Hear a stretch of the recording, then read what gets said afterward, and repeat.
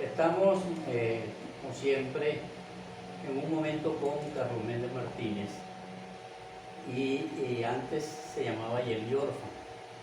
Hoy vale la pena hablar también de Yeli Orfan, porque quiero dar una explicación de dónde nace eso, para entonces entrar en materia de verdad con el coronel, quise decir el general Aliso, dar inicio pues a este programa para dar a conocer algunas cuestiones que nos preocupan pues, y que las vamos a mencionar en una forma pues de explicar lo que tuvimos y que nos está haciendo falta porque estamos viviendo una situación bien difícil, a pesar de que también somos tildados como los responsables de alguna forma de una u otra cosa que suceda. De manera que decidimos hacer esta reunión como un grupo de oficiales amigos que hemos servido a la patria durante mucho tiempo y muchos años, ¿sí? Yo creo que, bueno, tengo no sé cuántos, aquí tenemos como 500 años, si no fuesen más, participando dentro de la vida de un país al que hemos querido, hemos adorado y hemos dado parte de la vida nuestra por este país. Y sin embargo, se oyen a veces comentarios de que los militares somos culpables de alguna u otra cosa que suceda. Y a mí no me parece, a mí particularmente, porque aquí tenemos todo la palabra para tratar de explicarles a ustedes en alguna forma y autoexplicarnos por qué suceden las cosas y qué podemos hacer nosotros en beneficio del país, en beneficio de la vida militar de nosotros, de lo que somos sobre todo los de la reserva activa. Y de verdad que como nos preocupa, pues decidimos hacer este programa que está basado en YouTube, como ustedes conocen ya, mi fan, como digo yo, Un Momento con Carlos Méndez Martínez, que lo hemos utilizado de muchas formas, pero cumpliendo con los cánones que da lo que es la comunicación social, para conocimiento de la gente, con un derecho de informar y otro de educar. De manera que voy a dejar con ustedes, dentro de la iniciación del programa, al señor general Aliso, que está acompañado aquí de otro par de tres oficiales más que estamos con él, y estamos pues tratando de llevarles a ustedes un programa que sea de su agrado y quizás de decirles pues, ustedes nos den la solución a nosotros cómo llevar una vida más próspera, no solamente los militares, también de los venezolanos. Voy a dejar entonces con ustedes al señor general Antonio Ramón Aliso. Si es tan amable. Muy buenas tardes para todas las personas que ven el programa, que nos escuchan. Realmente hoy nos hemos reunido para tratar aspectos que tienen que ver sobre todo con la parte social de nosotros los militares, sobre todo que nosotros formamos parte de los cuadros ya de la reserva activa, oficiales administrativos. Y estamos atravesando por una situación muy difícil en el sentido de que todo aquello realmente establecido en ley y aquellos órganos competentes como el ICA, el Seguro Horizonte, los hospitales militares, de los cuales recibíamos atenciones, tanto para quienes forman parte como cuadros de reserva activa, los oficiales, suboficiales, tropa profesional, como nuestros familiares. Todo eso se ha venido al piso, por lo que se refiere a los servicios. En el ICA, que los oficiales recibíamos todo el auxilio aquí de medicinas, y en otro ámbito social como créditos, estímulos para viajes, crédito para viajar, etcétera, etcétera. Todo eso desapareció del bienestar de los oficiales. Los oficiales estamos viviendo realmente en unos tiempos diferentes, unos tiempos de niña, de mengua. Vemos cuando ya los trasladan, los llevan a un hospital y van saltando de hospital en hospital. Y la idea no es criticar, la idea es que realmente se busque los mecanismos necesarios, los caminos necesarios para solventar esta crisis que estamos padeciendo. Y se va a un hospital militar y hay que llevar una maleta de elementos para que la persona va a ser intervenida. Una que otras veces cuando llega un aprovisionamiento es que recibimos ese auxilio inmediato. En los hospitales militares se catalogan porque esa es nuestra casa. Y en lo personal lo veo así. Yo siempre en mi visita a los hospitales militares decía, vengo aquí y no voy a otro lugar porque esta es mi casa. La siento como mi casa porque es para nosotros. Es un servicio hecho para los militares y sus familiares, los afiliados. Así ocurre también con los laboratorios. Los sueldos han sido trastocados. Venimos de una forma de vida más o menos, no más o menos, realmente vivir. O sea, una forma de vida que nos permite con nuestro ingreso tener una vida consona, pues, con una persona que ha estudiado, que se ha preparado y ha llegado a los niveles de teniente coronel, general. Hoy en día realmente vivimos en un estado de casi, me atrevo a decir, de inanición. Porque así como escuchan que los ciudadanos normales, los civiles, comen una vez carne a la semana y 2 veces a puro apoyo, así estamos nosotros los militares, en todas las jerarquías. En todas las jerarquías. Entonces, quiero hacer un llamado a las autoridades competentes realmente a que se aboquen a la solución de los problemas de los oficiales que estamos en situación de retiro. Hoy muchos generales y coroneles, y me consta, han tenido que salir del país para poder cubrir sus necesidades.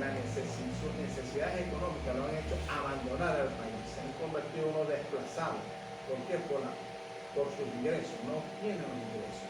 Y una persona cuando pasa una determinada edad en situación de retiro, difícilmente en este país, con la escasez de trabajo que hay, con la escasez de fuentes de trabajo que hay, aunado a los ingresos que obtiene un oficial de retiro, realmente no les alcanza.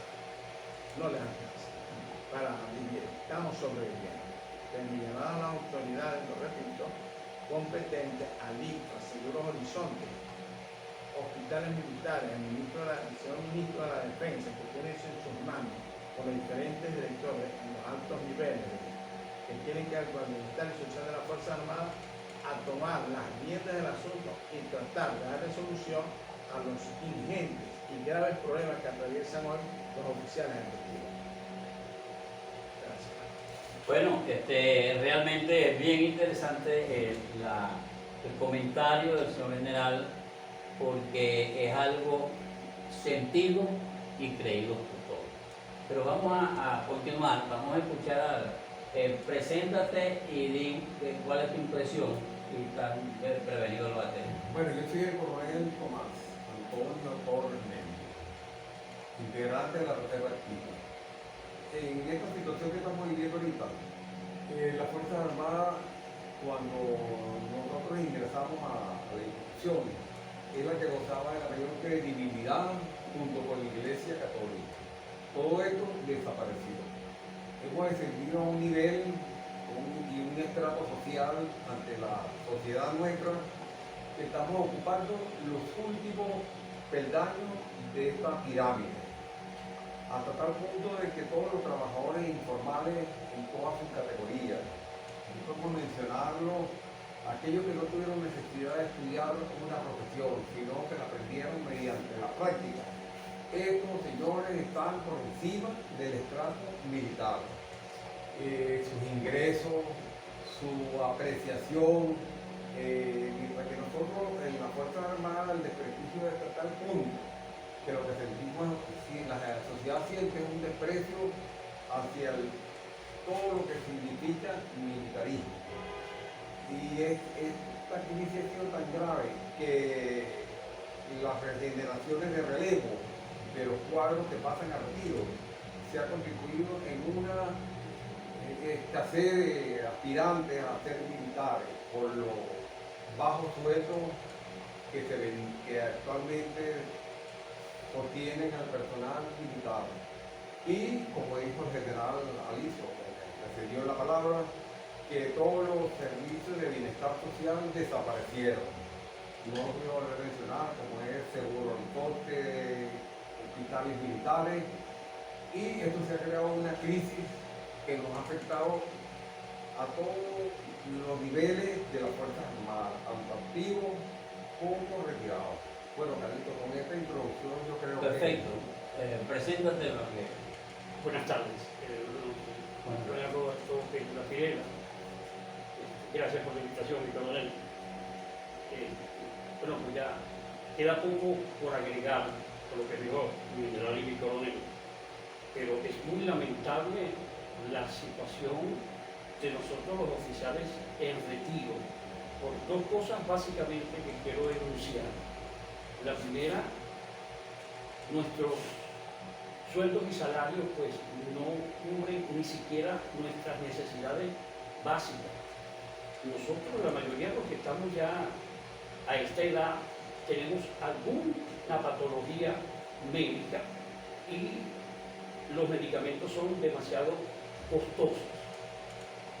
Entonces, ese sueldo y salario no nos alcanza ni para comprar la medicina, ni mucho menos, pero para las cuestiones básicas de alimentación en concordancia con nuestra edad y nuestras patologías.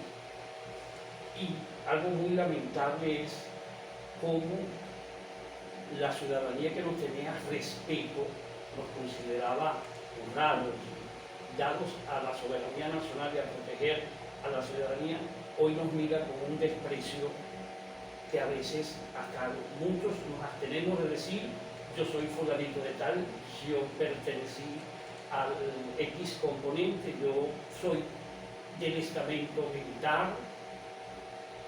Una vez un ciudadano nos dijo: es que cuando ustedes estaban dentro de las Fuerzas Armadas, se defendió la Guajira con el Calda, se defendió el Esequibo, y ahora lamentablemente pues, hemos caído en esta situación. Para finalizar, muy respetuosamente, pues, nuestra situación es deprimente desde todo punto socioeconómico. Muchas gracias, mi coronel, por la invitación. gracias a ti, Fidel. Gracias a mi general Aliso y a Tomás. Nosotros pues estamos, a veces nos preguntan qué es la reserva activa, porque la gente de verdad, estos activos se han dado la tarea de ponernos nosotros en cápita de minucio, algo así como detrás. Pero realmente yo, que fui delegado del IORFAN en una época que fue el 2004 al 2006, que tengo un programa, un momento con Carlos Méndez Martínez desde hace 8 años, donde tengo entrevistas con artistas de primera categoría, una cantidad de temas interesantes que lo pueden leer al sintonizarlo en YouTube. Y yo quiero rapidito darle a ustedes un briefing de por qué la reserva activa. La reserva activa que lo compone el IORFAN, que es el Instituto de Oficiales Retirados de las Fuerzas Armadas Nacionales.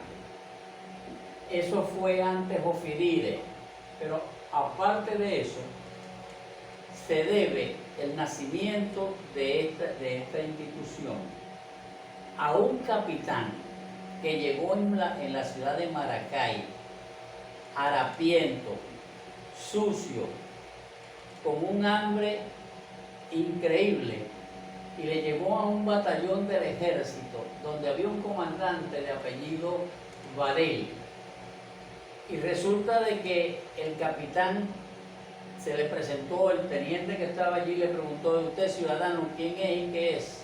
¿Qué pito toca? Y le dijo: mire, yo soy el capitán fulano de tal, no voy a decir el nombre porque no viene el caso.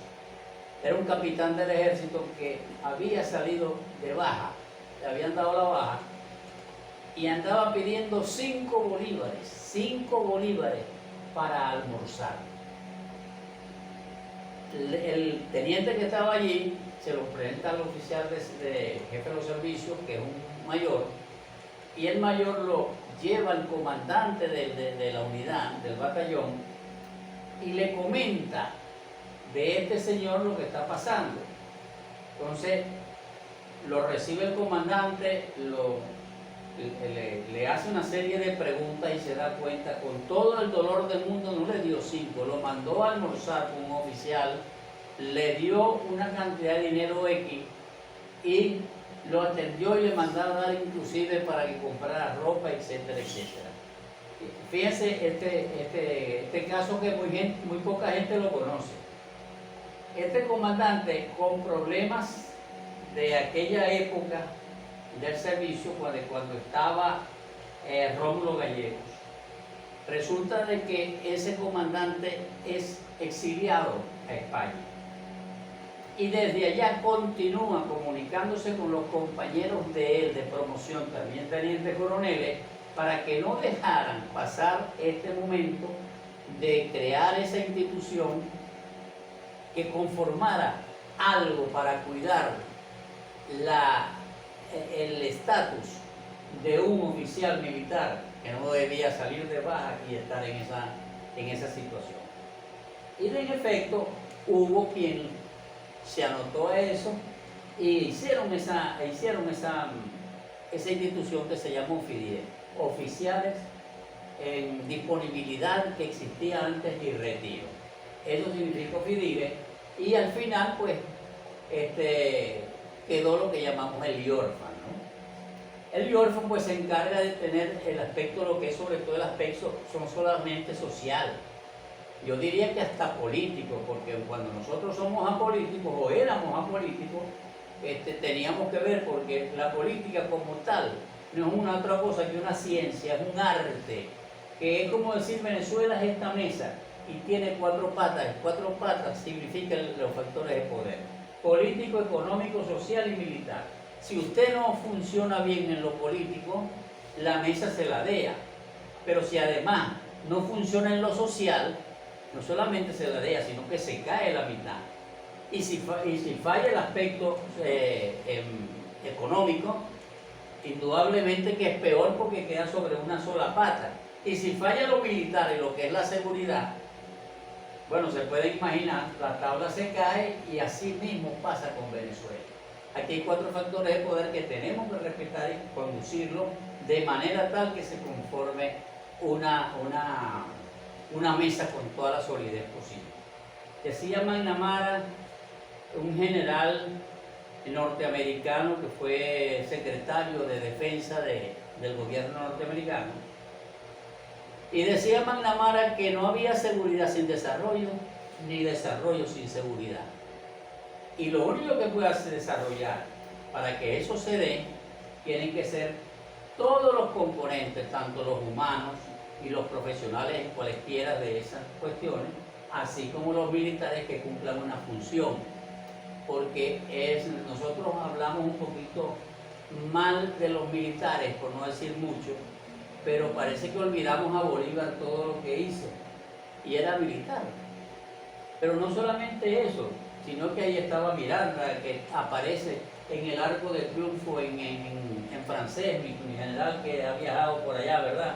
En el ¿cómo se llama? Peleó allá en Francia, peleó en Estados Unidos, en el Arco de Triunfo se encuentra el nombre de Miranda, pero está Sucre, está Urdaneta, está una cantidad de gente que gracias a ellos nosotros llevamos el nombre de cada promoción en virtud de esas batallas que hubo.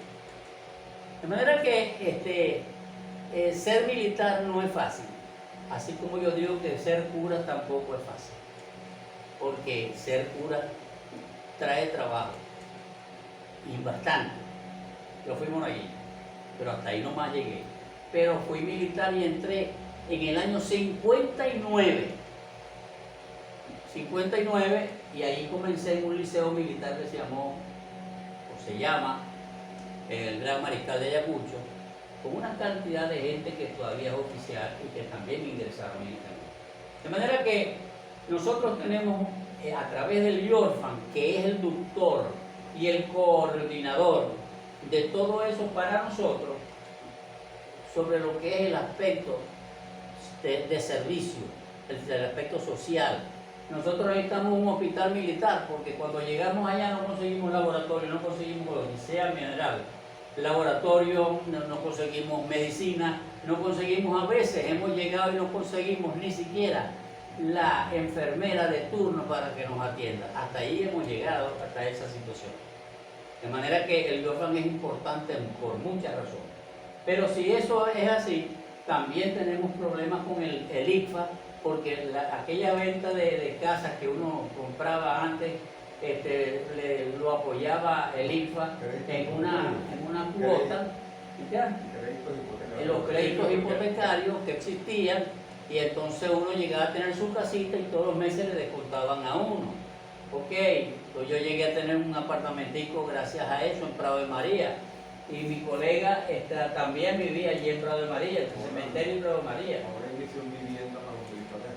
Entonces, pero ahora esas misiones vivienda y misiones X y Z y misiones hospitales, no la tienen los que pasamos ya por ahí e hicimos estas instituciones. Sin embargo, no vamos a hablar más del problema porque ya sabemos a título propio de que nosotros nos estamos en una situación muy, muy difícil, como la están también los ciudadanos venezolanos, que hemos tenido una diáspora de 8 millones de personas, que no es fácil que estén fuera, donde las hijas mías, las hijas del general, las hijas del coronel por casualidad y de Pirela, no están aquí en Venezuela, están afuera, en el exterior. ¿Por qué? Porque hubo que mandarlas para allá, porque ni siquiera en las escuelas funcionaban. De todas maneras, la idea de nosotros aquí es aportar. Por ejemplo, yo estaba por plantearle a mis colegas la factibilidad de que quien asuma esa responsabilidad dentro de la presidencia se encargue de hacer el hospital militar. Saben que Pérez Jiménez, cuando estaba mandando, era cadete. Ese señor invitó a una novia que tenía para ir a un círculo social, un club de la gente de los mantuanos, la gente de dinero en Caracas, y fue con su oficial, con su militar. Creo que era subteniente para ese entonces, y no lo dejaron pasar en la puerta porque era militar. Ese era el trato que tenían los militares en ese entonces. Ahí fue donde dijo Pérez Jiménez: no señor, vamos a hacer unos círculos militares para que los militares tengan donde llegar. Ese es el móvil. Por eso es que los militares tienen porque la gente le fue sacando el cuerpo de una u otra forma. Y no sabemos si era una envidia o era, no sé cómo llamarlo, porque el problema era que todo el mundo nos veía a nosotros uniformados y creíamos que éramos unos dioses, y con un poco de cosas de chapitas y cosas de esas que la gente creía que era de oro. No, era lata pero de color amarillo, dorado. Entonces, nosotros éramos tan comunes, igualitos a todos los demás. Merecíamos también, como lo merecen los venezolanos, no es que nosotros nada más, somos todos. Por eso es que esto lo estoy diciendo, porque así como están los venezolanos y quienes tienen que luchar por ellos, por la parte civil, nosotros estamos tratando de ayudar de nuestra parte militar. Entonces yo proponía, y yo quiero saber, porque en verdad ellos tienen ese derecho de opinar en ese sentido, en el caso, por ejemplo, de un hospital militar que tiene que estar con todos los hierros aquí, como se hizo inicialmente en Caracas. Eso debe tener laboratorios, médicos de todos tipos habidos y por haber, para atender las señoras preñadas de los familiares de los militares, tener un retén para los hijos, ¿no? O sea, ese tipo de cosas. Pero no solamente hasta ahí, sino llevar eso hasta Cabima, hasta La Gurilla, a Perijá, a cada municipio, llevar una mini clínica con las cuestiones iniciales, la medicina inicial, para poder después remitirlo en caso de necesidad a la parte central, que es Maracaibo. Yo viví en Valencia y para mí era un proceso. Cuando me enfermaba tenía que ir a un hospital militar y no había en Maracay, sino estaba en Valencia. Y de Maracay a Valencia, donde estaba, era más de 2 horas porque las colas no lo dejaban a uno, llegaba uno muerto allá. Entonces no era justificable. Cada estado tiene que tener un hospital militar, pero también tiene que tener una clínica de este tipo en los municipios. Y las capitales de las ciudades, de esas ciudades, tienen que tener también un hospital en forma, como existió antes Apola. Así existió. Nosotros habíamos planificado y habíamos planteado al general Aliso que capitanea esta nave, lo que era la cantidad de oficiales a esta edad, o edades ya entradas en años, de unos pobres viejecitos, y da hasta pena, y hasta es difícil de llamarlos así viejecitos, que son oficiales retirados, que ya pasaron al retiro y están ya en las últimas andando por allí, como aquel capitán que llegó sucio y todo lo echaba a perder buscando 5 bolívares para almorzar. Así andan una cantidad de viejecitos que son oficiales, que incluso llegaron a generales y no tienen un geriátrico o una parte donde llegar porque los hijos que tenían se fueron para el exterior y otros se murieron. Que por cierto, hay una candidata por allí que achaca bastante con eso, que se llama, creo que María Corina, es la que ella está como muy pendiente de eso, ¿no? Ojalá fueran todos el candidato que ganara, pero por lo menos por allí se empieza con eso. Pero es lamentable ver esas pobres personas que fueron en un momento alguien que les dio de verdad a este país y hoy tenerlos abandonados. Entonces, la idea mía era proponer hacer un geriátrico en cada ciudad, de cada estado. ¿Entiendes? Aquí existe uno de puros civiles. Bueno, vamos a acomodar, hacer un estudio, un proyecto, donde allí se haga la mitad para civiles, la mitad para viejitos militares, que tengan allí un geriátrico, una parte así como el San José de la montaña, y que pudieran ir a estar allí, vivir allí, y tener las comodidades mínimas de esa edad. Entonces, hay una serie de cosas que yo las voy a ir paseando aquí en los programas míos para ir hablando de eso, y por supuesto, quien me quiera acompañar con mucho gusto. Usted va al laboratorio, al hospital militar, no hay, ¿cómo que se llama eso? Los reactivos. No hay gasa. O sea, que ya como unos hospitales insolventes que hay que llevarle la curita, el adhesivo, las cuestiones, no puede ser. Yo no estoy hablando solamente por los militares, estoy hablando también por los civiles, porque el pueblo también se enferma y el pueblo también va a sus casas y van a un centro médico. ¿Cómo hago yo para pagar un médico que me está cobrando porque tengo un infarto, 4 stents, me está cobrando porque respiro de noche mal, y tengo que buscar un neumonólogo, y ese neumonólogo me cobra $60 la consulta? Pero voy al hospital militar y no hay el neurólogo, pero voy entonces a alguien en las clínicas civiles y tampoco tengo esa posibilidad. ¿Por qué? Porque yo no tengo los $60, porque yo cobro como 10, 12, 15 dólares mensuales. Entonces necesito 6 meses sin respirar hasta que logre 6 meses, y después me ponen las medicinas y no hallo cómo sacar las medicinas porque no tengo el dinero. O sea que este programa lo estamos haciendo no por hechonería, ni estamos haciendo esto para aparecer en televisión. No, yo estoy cansado, pero soy locutor de radio y televisión y tengo más de 10 años hablando por radio y hablando por televisión.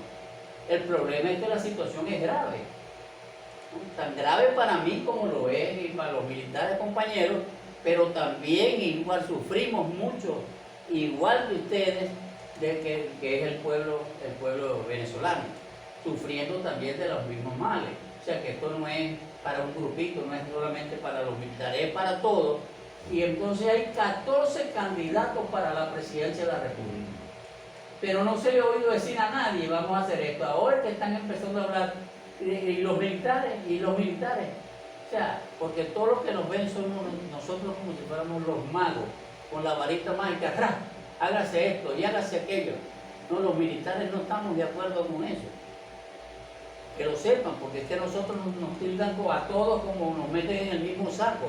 Y todos no estamos en el mismo saco. Imposible. Entonces, bueno, lamentablemente estos puntos hay que tratarlos y yo asumo mi responsabilidad y los eximo a ellos de eso, porque quien está hablando soy yo. Ya ellos verán si están de acuerdo o no están, pero con el permiso de ellos yo manifiesto eso. De todas maneras, hay una cantidad de proyectos que son interesantes de hacerlo. Nosotros tenemos un gran, no amigo, era amigo porque él fue su ayudante del general Contreras Laguao, Luis Ramón. Yo admiro, ese es un señor oficial que yo admiro, porque fue abogado como 3 veces.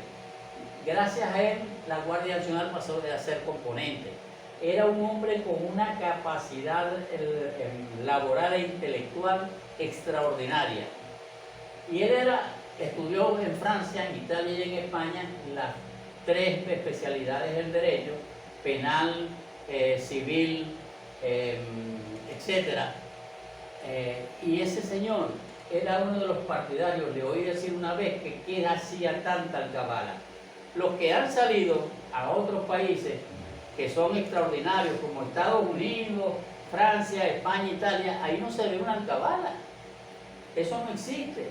Utilicen la inteligencia y la contrainteligencia, pero no hagan eso, porque eso lo que da es una muestra. Sobre todo se está viendo de que yo acabo de pasar una situación. Vine con el sobrino porque me rescató. Yo le presté el carro que lo va a llevar al taller a mi yerno, y le presté el carro para que fuera a llevarlo al mecánico. Y resulta que lo tenían parado, me llaman porque lo tenían parado una alcabala de la policía en la avenida 72 con Bellavista, que se la mantiene, es perenne, allí, una de policía. Entonces me tuvo que ir a rescatar el sobrino allá, porque le estaban exigiendo un documento que no sé si era el de permiso para conducir o algo así por el estilo, ¿no? Y bueno, yo fui allá y entonces se lo entregué y ya le habían dicho, y si no lo traen en 5 minutos, me llevo la camioneta. Me va a disculpar el policía, pero para mí estaban buscando que le dieran real, porque no hay otra cosa que pensar. Fuimos el general y yo en una cuestión de trabajo a Perijá, y habían como 5 alcabalas de la Guardia Nacional, habían 4 de la policía y habían como 10 o 12 de los yucpas que tenían unos palos atravesados pidiendo real. Entonces, Venezuela no puede vivir así. Eso no fue Venezuela nunca. Imposible. No puede ser. De manera que ahora uno dice, ¿cómo voy? Yo tengo una hija, por ejemplo, en Perijá, en Las Piedras. Para ir allá lo pienso 60 veces, porque ¿cómo hago para ir si el carrito no tengo gasolina, se dañó? O sea, todas las penalidades que estamos pasando, que ya eso está ya trajinado, ¿no? Pero sí, hay que recordarlo, porque el problema es que si no lo recordamos y se hace saber, nos siguen culpando y señalando los militares, porque creen que todos nosotros nos quitaron hasta las armas. Entonces creen que nosotros vamos a salir con un fusil cada uno a defender la nación. ¿Quién dijo? Nosotros no tenemos ni siquiera armamento. Nosotros no estamos en una unidad. Yo quisiera saber inclusive qué piensan algunos de los oficiales que me acompañan. ¿Qué ven ellos de la dificultad de que salgan los militares? Porque no es posible. Nosotros no nos podemos dar ese lujo de ir aquí a poner el pecho. Pero ¿por qué no va usted conmigo? Yo siempre le digo a alguien, ¿tú quieres saber de quién es la culpa de esto? Mírate en el espejo. Y ese que aparece en el espejo, ese es el culpable. Porque este es una misión, una función de todos los venezolanos, llámense militares, abogados, médicos, ingenieros, como lo quieran llamar.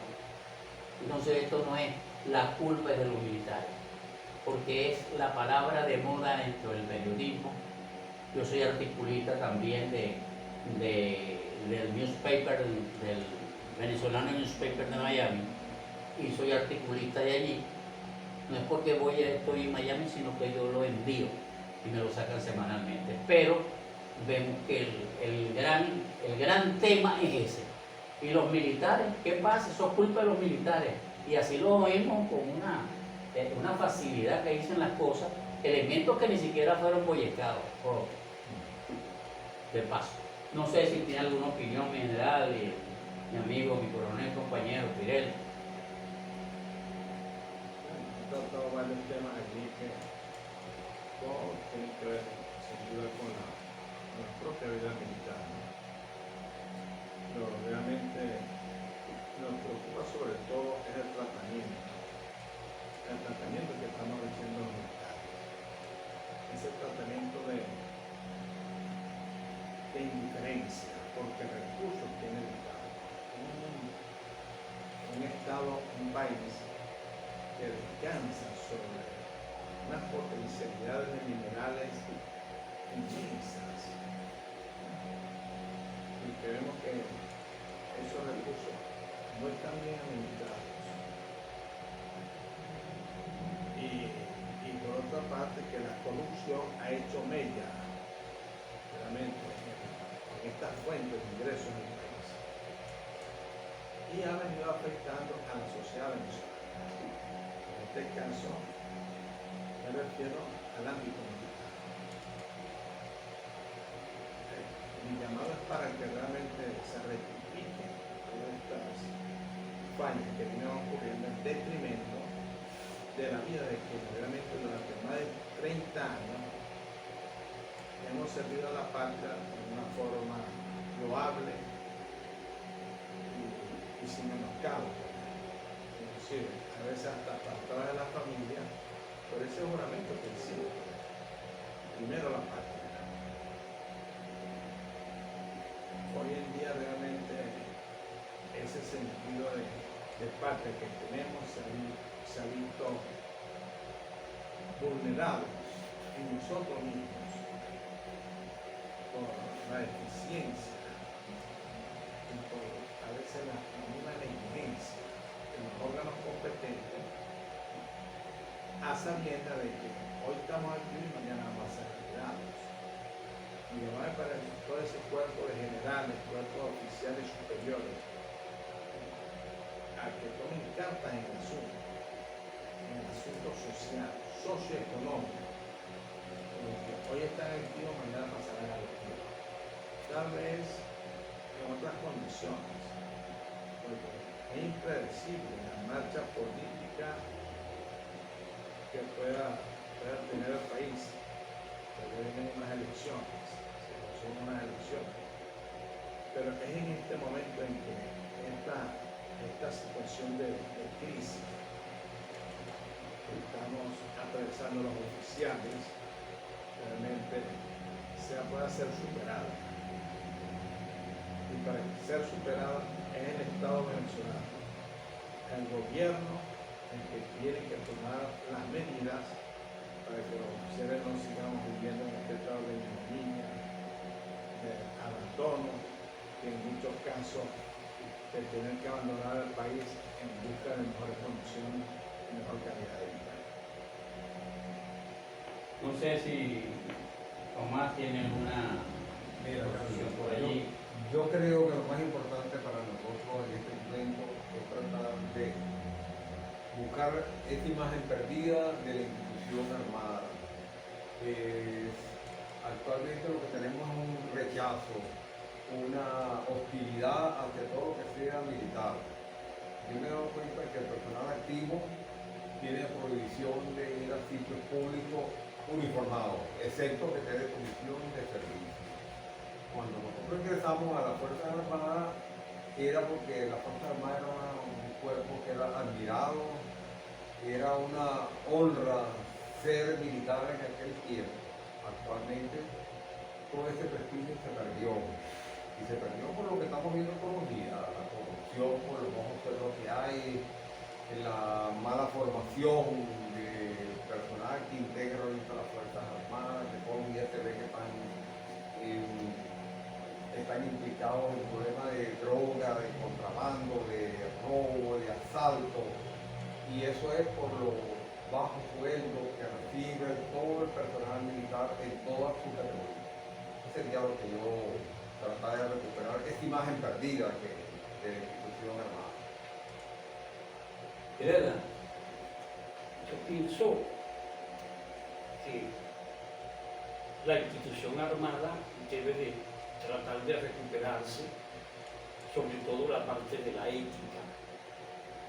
Como yo, ciudadano coronel, somos mal vistos, disculpen la expresión, por Raimundo y todo el mundo. ¿No los merecen? No, porque cuando yo fui militar activo, me saludaban, me buscaban, el muchacho estudió con libros prestados, llegó a esta situación y uno era algo a imitar, la rectitud, la honradez, ahorrar 2 años para comprarse un carro, pedir un crédito en el IFA para comprarse un apartamento, que uno lo pagaba en 15, en 20 años. Todo eso se ha perdido de una manera vil. Y hay algo que quizás suena como muy fuerte lo que voy a decir, pero es que hasta nos han prohibido a la reserva activa visitar a los cuarteles a donde nosotros le dimos vuelta al patio, montamos servicios nocturnos, prestamos servicios y defendimos el honor, la institución y nuestra patria Venezuela. Eso para mí ha sido demasiado denigrante porque fui a 2 cuarteles y me identifiqué y el jefe de la prevención me dijo, disculpe, pero no puedo permitirlo pasar porque a mí me van a sancionar. Eso es demasiado denigrante. No puede Sí, ser. eso es cierto, en verdad uno llega porque a uno le ha pasado, ¿no? ¿Y usted qué viene a hacer? Y saludarlo a uno, un subalterno, sin embargo nosotros mantenemos esa situación del saludo, del respeto con los superiores, con la gente que lleva mayor jerarquía, mayor antigüedad. Nosotros continuamos siendo militares de verdad, verdad. En cambio, por decirlo, estos muchachos, imagínate tú que me contaba un soldadito que él estaba libre todos los días. ¿Cómo que estaba libre? Sí, pues yo monto servicio y de allí me sacan, me dan permiso para que vaya a desayunar y almorzar a casa y me presente en la tarde. Entonces, o sea, no se entiende esto. Yo inclusive me daba risa, me reía cuando tú decías esto de que nos veían así, ¿no? Vamos a hacer un poquito de catarsis, ¿no? Y yo, tú sabes que disfrutaba eso porque yo me la tiré de bailarín, ¿no? Y soy cantante, entonces, bueno, yo cantaba mi cancioncita y bailaba, tú sabes, y entonces las muchachas no, andaban detrás de mí para que yo bailara con ellas, y etcétera, etcétera, y entonces el novio se ponía bravo conmigo. Entonces, claro, pues el que la estaba también enamorando veía que yo le llevaba la ventaja porque yo tenía una gorrita y una cuestión. O sea, y no era culpa mía, pues es cuestión de que nos veían como esa diferencia, ¿no? De esa preferencia. El prestigio de la ¿Por qué? institución. Pero el problema no se cuenta de que yo no usaba barba. ¿Entiendes? Porque si usaba barba me la raspaban en la escuela, me dejaban como 20 años sin salir a la calle. Porque no podía salirse. Todos los días en la mañana había que rasurarse, ¿verdad? Y el que usaba bigotes, si era que los tenía que tener un bigote bien alineado. Pero si estaba peludo, le quitaban las vacaciones a uno. Entonces había que andar todo el tiempo con el corte alto, como decían los gringos. Entonces, esa serie de cosas daban precisamente esa personalidad. Si usted tenía el uniforme ajado o sudado, amigo, usted no sale a la calle este fin de semana ni el otro tampoco. ¿Por qué? Porque tenía que salir. Le pasaba el revista a usted hasta... Había un coronel, en paz de cárcel, porque llegó a ser después mi compadre, Montiel Rincón, que le pasaba revistas uno por debajo de la suela para ver si esto que estaba aquí estaba pulido. Los guantes, le sacaban uno el sable y lo agarraba para ver si el guante salía sucio. No sales a la calle. Si el zapato estaba sucio, no sales a... Entonces uno era un caramelito, ¿me entiendes? Un arbolito de Navidad. Entonces, eso hacía una personalidad uno muy definida, pero que no era del agrado de muchos que no eran militares. Entonces, bueno, vaya usted a saber. Eso que decías tú, que nos daban crédito para un carro. Sí, como no, yo adquirí uno y vivía en Cumbre de Curumo. ¿Por qué? Porque a mí me dieron la mitad de cuota inicial y yo estuve pagando durante 8 años el apartamento, pues. Entonces teníamos esas facilidades y eso es lo que la gente envidiaba, pero es que eso lo puede hacer cualquiera. Los civiles, si hubiera una buena organización con los bancos, con los seguros de las compañías, etcétera, etcétera, eso también se podría lograr. Pero para eso hay que estudiarlo, para eso hay que hacerlo y para eso hay que demostrarlo. Entonces, aquí yo no le llegaba a decir a nadie, no, mire, no, era que si usted no se afecta, no sale a la calle, si usted no está, no sale a la calle, si usted está arrestado, si usted le rapan una materia, no sale en la mitad de las vacaciones, si le raspan 2, no salen las vacaciones de diciembre, y si no, no salen las de julio. Entonces, esa era una formación férrea, pero que daba personalidad y daba prestancia y daba finura, por llamarlo de alguna forma. No era no hombría, no, daba la hombría con esa finura, entre comillas. De manera que, bueno, uno era, vamos a llamarlo, con una palabra pues, del vulgo, envidia. Pero esa envidia la traducían en un mal concepto para... Es más, una vez una señora, yo fui a entrar, hace tiempo, fui a entrar a un ascensor y 2 señoras que estaban, ay no, yo con esto uniformado no me meto, y se salió del ascensor. Entonces, ya eso no es culpa mía, ¿me entiendes? Es una cuestión de que hay que hacer la formación y eso comienza por las escuelas que están tan mal dadas. Entonces, lamentablemente es así. Y bueno, me gusta que esto haya pasado porque nosotros, en el día 24, que fue la batalla de Carabobo, la segunda batalla, porque nadie sabe, mucha gente no sabe que hubo 2 batallas, primera y segunda batalla de Carabobo, con una diferencia de día. Pero ese día, un coronel nos invitó al general y a mí para que hiciéramos una reunión de oficiales. Ellos lo hicieron en Caracas y pretendíamos porque nosotros lo hiciéramos acá, pero no teníamos la cantidad de personas, nos dio tiempo porque fue 2 días antes, y de haber conformado un equipo de trabajo donde ellos iban a hacer planteamientos de este tipo, ¿no?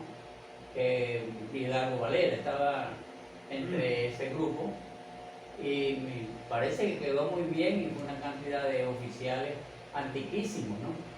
Y bueno, mira, me parece que era una buena idea, porque que nosotros no estamos reclamando con las armas, así como no las hemos utilizado porque no las tenemos para esas manifestaciones que la gente piensa que nosotros vamos a acabar a tiros. No, nosotros no cargamos armamento. Si nosotros nos registran ahorita no nos consiguen ni una hojilla, ni nada, porque a nosotros no nos permiten eso, a nosotros nos quitaron hasta la forma de caminar. Entonces, algún día tendrá que arreglarse eso en una u otra forma, pero ya veremos. De todas maneras, aquí había una serie de puntos a tratar, pero en verdad yo me excedí quizás en alguna cantidad de cosas, pero yo tengo los puntos que íbamos a tratar, porque son proyectos que están a futuro y que con este grupo de oficiales que son maravillosos porque son atentos y atienden con mucha prestancia las ideas, las toman en cuenta, porque yo quiero hablar de ese proyecto, Aliso, sobre ese proyecto de lo que es el geriátrico, porque me preocupa, vi una cantidad de viejitos militares que daban lástima porque no hallaban dónde guarecerse, dónde dormir, porque no tenían dónde ir. Hasta ahí hemos llegado. Entonces eso es lamentable y la gente mientras tanto nos echa plomo a nosotros, los militares y vuelta con los militares. Entonces no, un momentito, que yo no sé si tengo que ir preso yo voy, pero lamentablemente eso no puedo yo aceptarlo, porque cómo es posible que ande, no solamente porque sea el militar viejito, no, es que también duele cuando pasa con un mayor de edad, ¿entiendes? Un viejito de esos civiles, pero ya cumplió con su etapa, su vida, y entonces hay que buscarle, siquiera consigues un geriátrico de pronto, pero no, vamos a volcarlo también para hacerlo a los militares, porque es una exigencia que debemos hacerlo para prestársela a la gente que va ya en camino pues a esa situación.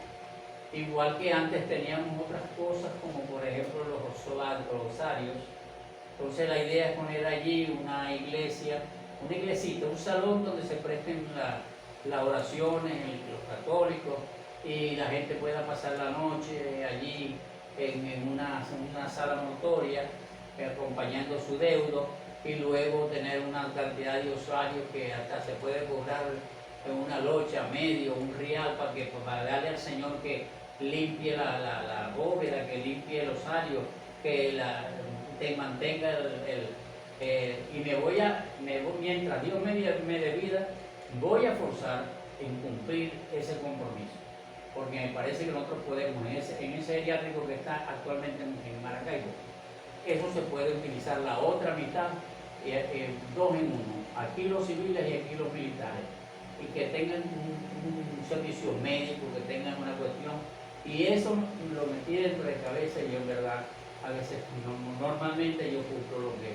me trazo, y voy a hacer énfasis en eso, y los voy a invitar a ustedes pues para que me acompañen en esa cuestión. Igual que tener en el Biorfan una casa por tenerla, no veo el objeto. El Biorfan si va a funcionar, mira, esto cuando yo fui, perdónenme el yo, pero esto lo hice yo. Este fue un tabloide hecho cuando yo fui delegado del Biorfan del Zulia, de Maracaibo, del Zulia, porque era del Zulia.